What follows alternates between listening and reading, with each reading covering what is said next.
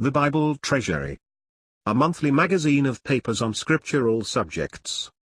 Article 8, Volume 5, 1864 and 1865. Discipline. Elisha. 1864 120. The first notice we have of Elisha is 1 Kings 19 verse 16, when the Lord, rebuking Elijah for his despondency and self-importance in thinking that all testimony had failed, and that he himself was God's solitary witness on earth, directs him to anoint Elisha, the son of Shaphat, in his room. Elijah being set aside because he was despondent and discouraged, we may conclude that the prophet in his stead will be one gifted with a character and purpose quite the contrary, even bold and enduring. We constantly find in Scripture that the notice of a man's secular employment conveys to us an idea of the man's adaptability for future service, and an intimation of the nature of his course. Elisha is found ploughing with 12 yoke of oxen before him, and he was with the 12th, and doubtless a vigorous and a patient husbandman. Elijah passes by and casts his mantle on him, thus intimating, I should suppose, that he was to take the place and calling of the owner of it. Elisha evidently so understood it, but, yielding for a moment to his natural affection, he craves permission to return and kiss his father and mother. The prophet's reply is one fitted to throw him on his own responsibility. Go back again, for what have I done to thee? It was for him to judge whether Elijah's action towards him had been a divine call or not.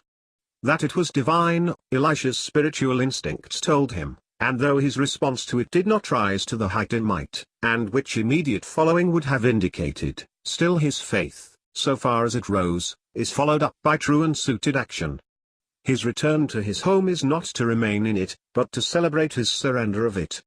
He took a yoke of oxen and slew them, and boiled their flesh with the instruments of the oxen, and gave unto the people, and they did eat. He converts the instruments of his occupation into a repast for his neighbors.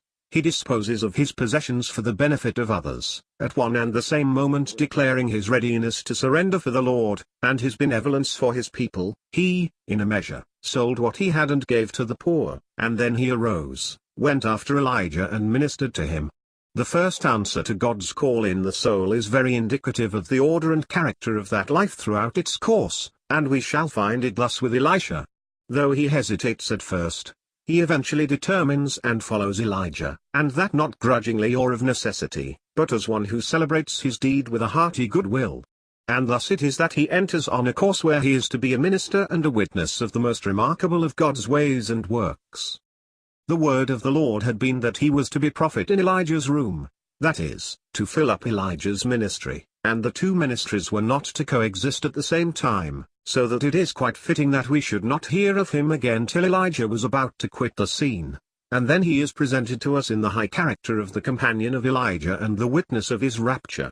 As the one retires, the other is brought prominently before us, and therefore deeply significant is the education accorded to him on this the last day of the one, and, in respect to his ministry, the first day of the other, for on this day is he installed into office. The sons of the prophets with one accord tell him that this is the last day for his master, and as he walked with Elijah throughout this his last day, he is taught the zeal and duties proper to God's servant, as well as God's glorious way of removing his servant from the scene of his labors. The scene which closed Elijah's service inaugurated Elisha's. If Elisha was naturally strong and qualified for robust work here on earth, he derives from the rapture of Elijah a strength and an idea of God's ways and grace which must remain with him through all his course, because his course dates from it, and his mind is endowed, and his conceptions of God formed therefrom. His ministry must be characterized by the communications and admonitions of his installation. In all his course Elisha could not forget that the power he had received was in consequence of that union of spirit with Elijah which concentrated his attention on him, as he was carried up into heaven. If thou see me when I am taken from thee, it shall be so unto thee, but if not, it shall not be so, was Elijah's reply to his request for a double portion of his spirit.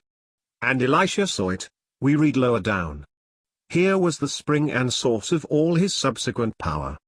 The spirit of Elijah doth rest upon Elisha was the immediate testimony of the sons of the prophets, and according as the Spirit of God acted in him, must he ever afterwards have been carried back to this fine beginning, just as Paul was.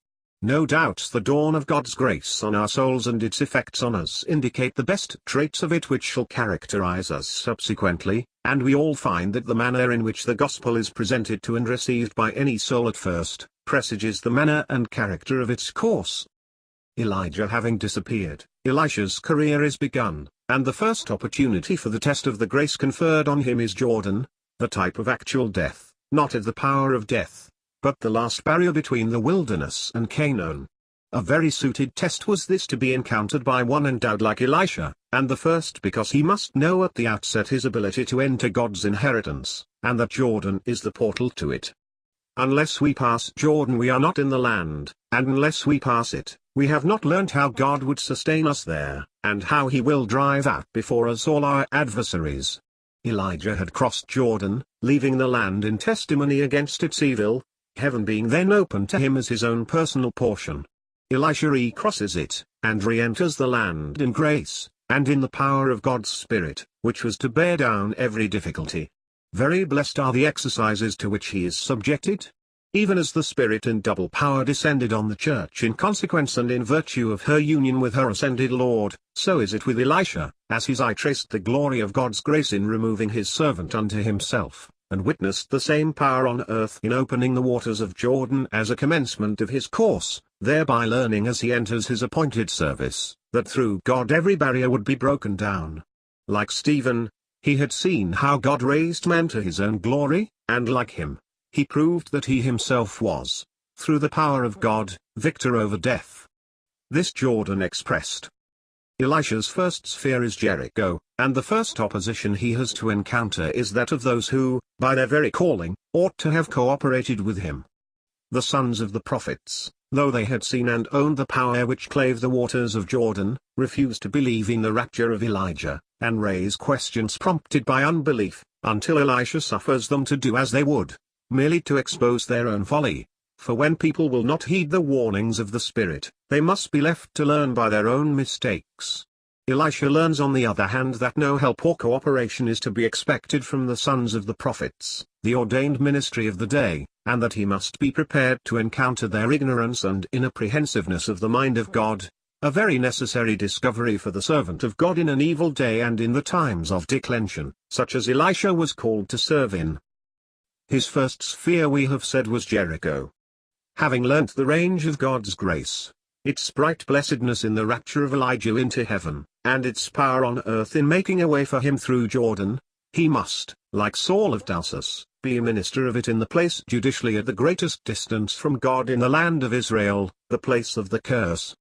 The men of the place ask him to tarry, but in their invitation they sum up, in a few words, the history of the whole world. The situation is pleasant, as my Lord seeth, but the water is naught and the ground barren. What a picture! Fair to look upon, but unproductive of anything to meet the necessities of man. Elisha is enabled to respond to their prayer, and meet their need. It is a fine moment, and one of deep edification to his soul, when he is thus allowed to be the instrument of God's grace. A new cruse and salt with the word of the Lord, I have healed these waters, effect the desired cure, and the waters were healed unto this day. Now this service, which must have established the heart of Elisha in the very grace which he ministered, was brought about by very simple though deeply effective education. He who had learned for himself the grace and power of Jehovah in heaven above and on earth beneath, knows how to act for God in Jericho, in scenes morally most distant from God. And thus was it that our Lord acted so preeminently on the earth. But if Elisha be the minister of mercy, he must experience what it is to be rejected, and that in the place most distinguished by the favor of God in the revelation of his goodness. Bethel, the house of God, furnishes youths to mock the ascension of Elijah, crying out as they do to Elisha, Go up, thou bald head, go up, thou bald head. But the truth of God must be vindicated, and Elisha, though he be the minister of mercy, is the one to invoke judgment on the gainsayer of it. He turned and cursed them in the name of the Lord, and there came forth 2 she-bears out of the wood and tare 42 of them. Thus in Jericho and at Bethel he learns 2 very different lessons. In the one, the mercy of God meeting the pressing need of man, and in the other, the recklessness of man, when God had shown most favor, and the consequent and terrible judgment inflicted on them. Elisha goes from thence to Carmel for retirement, I should suppose, but ere long returns to Samaria, the scene of service. We must remember that he is properly filling up Elijah's mission, which began with prayer, necessity on the earth looking to God, and closed in the rapture, and from this, the manifestation of the power of God in opening heaven for the reception of man, Elisha began, and therefore in studying his history we should expect to learn how the Lord conducts and uses one who thus begins from above and is not of the earth. In Samaria he is introduced into a scene which discloses to him the political and moral state of all Israel. 2 Kings 3, Moab has rebelled, and the king of Judah is found in unholy league with the kings of Israel and Edom, and the destruction of all three is threatened, not from the power of the enemy but the failure of water. What a condition and association for Jehoshaphat, the Lord's anointed, and one who was usually a godly man, to be in. It is he, however, who at this juncture institutes the inquiry, always that of a heart knowing the Lord but wandering. Is there not here a prophet of the Lord? And this brings Elisha on the scene. An important moment is it to him, important as to the testimony of God which he bore, and as to the personal instruction with which it was fraught to himself. Standing in the midst of the moral ruin of Israel, of which the scene before him was the witness, he, like the Blessed One in later times, on the one hand, denounces its apostasy, and on the other, links himself with the little that remained for God. What have I to do with thee? He says to the king of Israel, were it not that I regard the presence of Jehoshaphat, king of Judah, I would not look toward thee, nor see thee. But though he can both feel the desolation of Israel, and recognize the remnant, he finds that he is not in a moment ready to enter into the mind of God concerning a state of things so discordant to the spiritual mind. He must pause and send for a minstrel. And it came to pass when the minstrel played, that the hand of the Lord came upon him. That is to say, his mind must be diverted and separated from the confusion and despair around him, before it could be duly intoned to be used of the Lord. His ministry was from above, and therefore, whenever there was danger of his falling into the current of things down here, it was necessary that he should be not only diverted from it, but so guided in the midst as to be free to receive and convey God's mind and purpose. Music is used to accomplish this in the soul of Elisha, and the effect produced typifies that calm, unperturbed state of mind in which one must be to receive the mind of God above and beyond all that is passing around. If I would know that which is above, even the counsel and mind of God, I must in myself be calm as to the circumstances around me, otherwise I shall not be able to see and act on it. In prayer we learn it, and know what practical and necessary discipline it effects for us. Elisha had now properly commenced his public ministry amid the apostasy. Hitherto he had been the minister of grace and judgment in a more private way, but now, the widespread moral desolation of Israel is before him, and he learns to be calm in the midst of it, ere he announces the signal interposition of God on behalf of his people.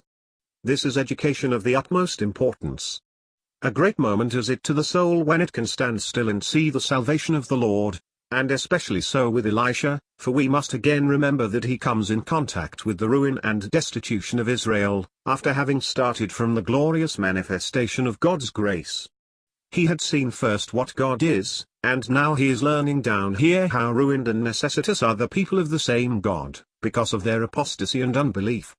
And it is in meeting these varied distresses of God's people, and being exercised in his own soul as to the way God would meet each, that he himself is enlarged in the power and resources of God.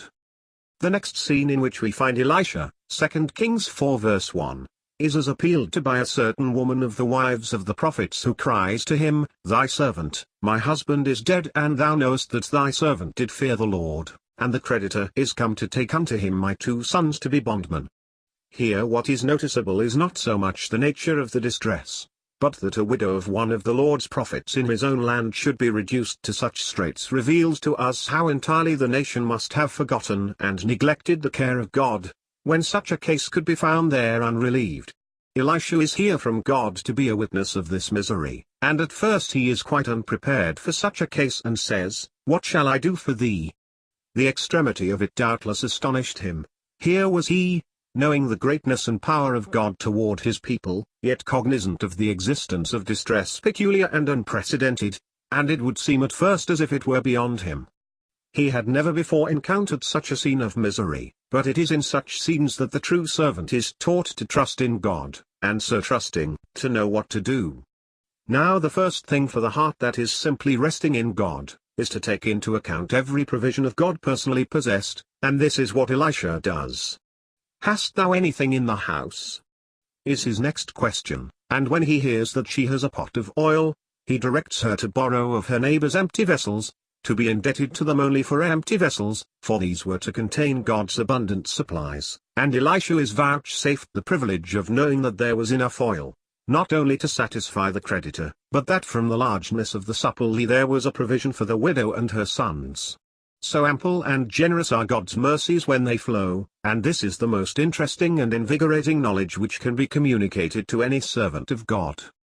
And not only was Elisha to witness these things, but he was to experience them himself. Not only was he to see things here in striking contrast to that manifestation of glory from which he started, but he must feel the contrast, and if he ministers to God's people in their necessities out of his fullness, he must feel the necessity and suffer himself as without place or association in God's inheritance, in spirit with him who had not where to lay his head on earth. He, the Lord, on his own earth, was indebted to a few women who ministered to him of their substance, and Elisha is here found in somewhat the same circumstances. Verse 8, a woman, a Shunammite, provides bread and lodging for him, and in this association he is to pass through the history of the hopes and sorrows of God's people. God often leads his servant into a small circle of service, wherein the principles of the circle of his purpose are practically made known to us. It was so with Noah in the ark, so with Abraham on Mount Moriah, so with Paul, with regard to the church, so with Elisha here. Israel at this time was like the Shunammite, her husband was old, and there was no child for a continuation of their name. The nation was growing old and ready to pass away, and there was no heir to carry it into new life and hopes. Gehazi, who, I suppose, represents Israel after the flesh, sees and tells the prophet this state of things. Elisha promises a son, and a son is born. But before the harvest, before the feast of ingathering, the child dies, the hope of the family is no more, and the mother flies to the prophet in her distress.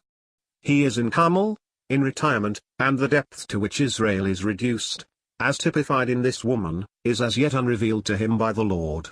Verse 27, but now he was not only to learn it, but the wondrous way and manner of God's deliverance of his people from this, their lower state, was to pass through his soul.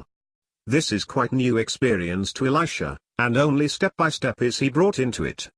He must be taught that Gehazi and the prophet's own staff will not do, that no intervention will repair the disaster in a case of death, that nothing but life can meet death, and this Elisha learns in his own person. It is he who is, through the power of God, made to communicate life to the dead child, a simple and distinct type of him who brought down eternal life from the Father into the world, but a wondrous place for a man to be set in, and a wondrous display of God's grace to him, ignorant and unacquainted as he was with the sorrow that he is now empowered to relieve. In all the exercises which Elisha here passed through, as he walked to and from the house and went up again and stretched himself upon the child and prayed, he is taught, though in a comparatively feeble way, what our Lord passed through so fully, on the one hand, the terribleness of death, and on the other, the blessedness of life. We next find Elisha at Gilgal, and here he has to meet the dearth of the land, the sons of the prophets sitting before him.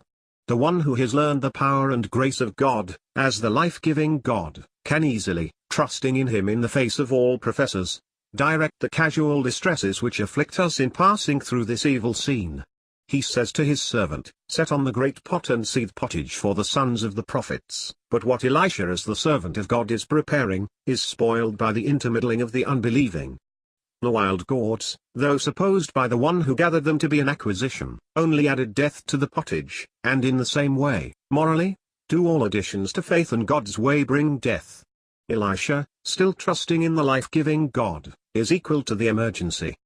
He casts in meal, and the deadly element is destroyed. A soul that is simply trusting in God, will ever be able to carry out its purpose, for it is of faith, though it may meet with interruptions and hindrances when it least expects them. Faith always increases by exercise, and its sphere or work is enlarged when used. Consequently, We next find Elisha feeding the people, 100 men, with only 20 loaves and full ears of corn in the husk thereof, and notwithstanding the objections of the unbelieving servitor, he replies, "Give the people that they may eat, for thus saith the Lord, they shall eat and leave thereof." We have come to 2 Kings 5, where Elisha is to act as the prophet of God outside the limits of Israel. He has been practically educated in the power of God, and therefore is prepared now to say to Naaman the Syrian, "Let him come now to me and he shall know that there is a prophet in Israel." And when Naaman obeys the summons, Elisha only sends a messenger to him, saying, "Go and wash in Jordan 7 times, and thy flesh shall come again unto thee, and thou shalt be clean." Although quite ready to succor the Syrian leper, he is no respecter of persons, and preserves the dignity of God's servant. He is there to send him forth for his salvation and cure, but he makes no account of him as captain of the host of Syria. And hence, when Naaman is healed, Elisha refuses to take anything from him, in the true independence of the servant of God. He would help the Gentile, but not receive from him. And in principle we learn by the judgment passed on Gehazi that if we grasp at and acquire the goods of the world, we shall inevitably involve ourselves in its leprosy. We should note, that in the history of Elisha there is less apparent need for discipline than in other servants. He is before us as endowed from above, and when we follow him, we see how aptly and beautifully the grace of God flows from the vessel according to the need it encounters, and though we do not see the discipline through which he learned to yield himself to God, so as fully to display his mind, yet we know that it must have been so, and also that the best evidence of true effective discipline is the meekness and simplicity of heart with which I act according to the mind of God in the various and distinct cases occurring to me. In this light no history is more interesting than Elisha's, the easy and divine way with which he meets every variety of difficulty. It is instructive to us to follow him and see how the servant acts in each varied circumstance, and how the Lord used him to expound that grace which should be so supremely set forth in eternal power by the great man of God, the Son of his love.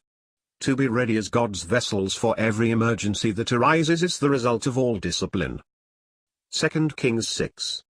Here we have a circle of wondrous action reaching from a personal to a national calamity, embracing, I may say, in principle, every shade of human sorrow. First, the sons of the prophets feeling the straitness of the place, they propose to Elisha to go unto Jordan, and dwell there. He goes with them, and as one was felling a beam, the axe head fell into the water, and he cried, "Alas! Master, for it was borrowed."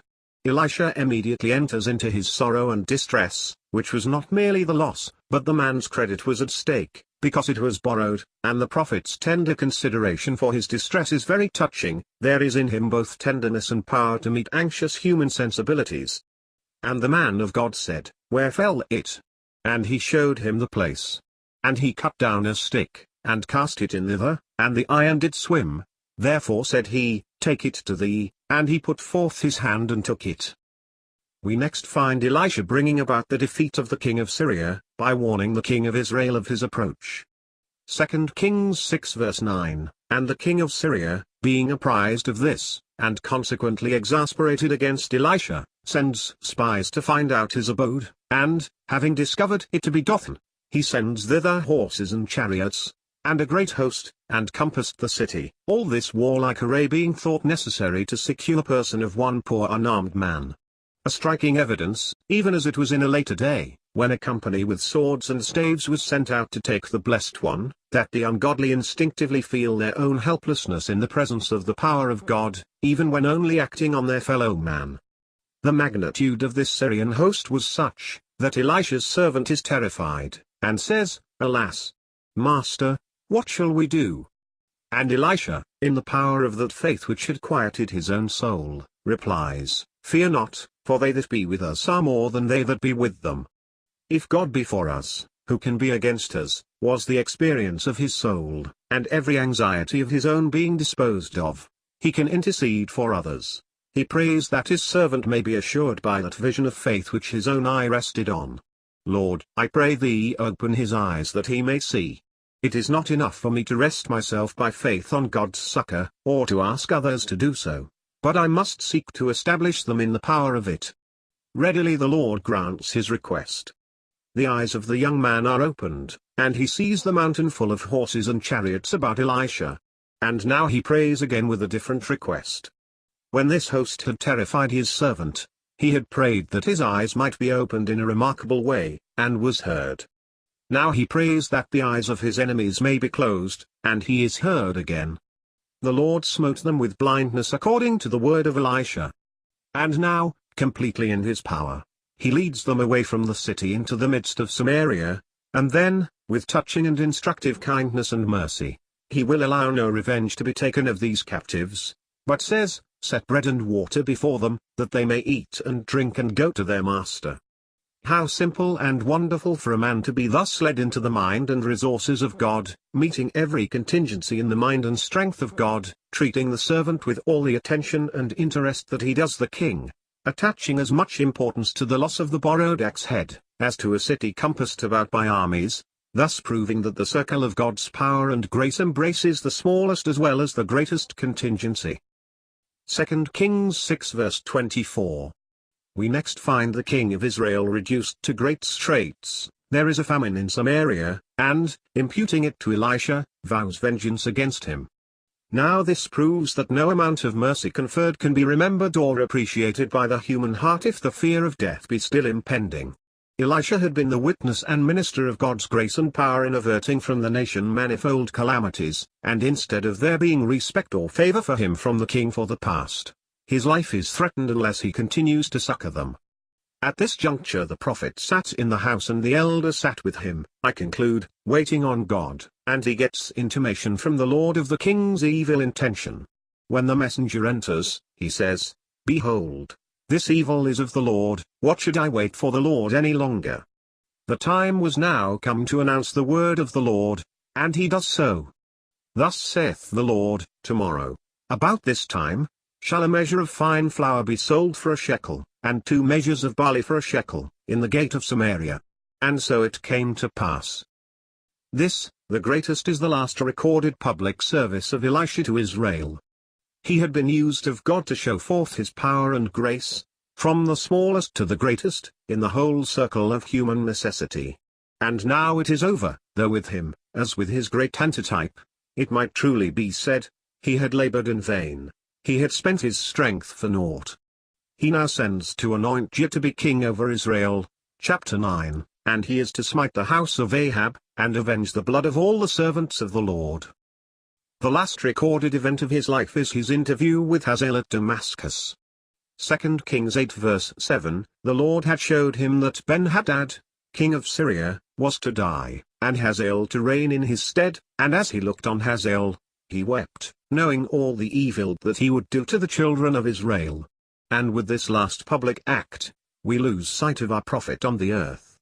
He had started as the witness of God's supreme power over death, and glory beyond it, and he had pursued his course down here, showing forth how, according to the revealed power of God, would be the manner and fullness of his mercy and succor to man.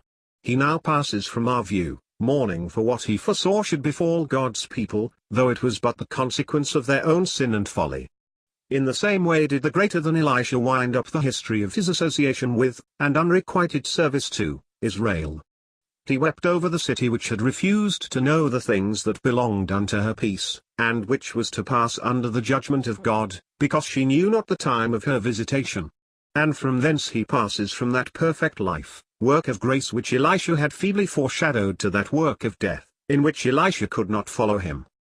Yet when Elisha was fallen sick of the sickness whereof he died, 2 Kings 13 verse 14, when no longer able to be a public witness, when Joash the king of Israel came down unto him and wept over his face, applying to him the very words which Elisha had used to Elijah at his rapture, O my father, the chariot of Israel and the horsemen thereof, because the son of Israel was setting in the person of this great prophet, even then, in this moment, when sinking into death, he is strong and mighty in the power and the grace of God.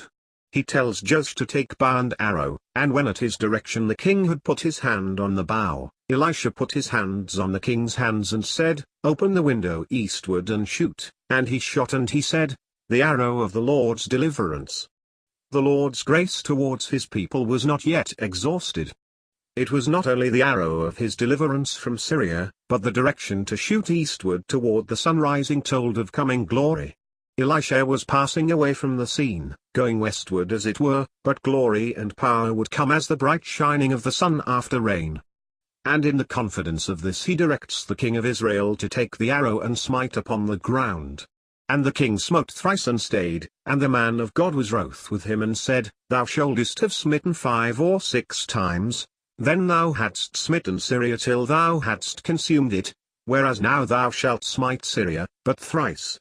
In his very last moments the dying prophet has to meet with disappointment from the people whom he served, for they were unable to embrace in its full extent the grace offered to them. The king had no energy to be an instrument of that grace.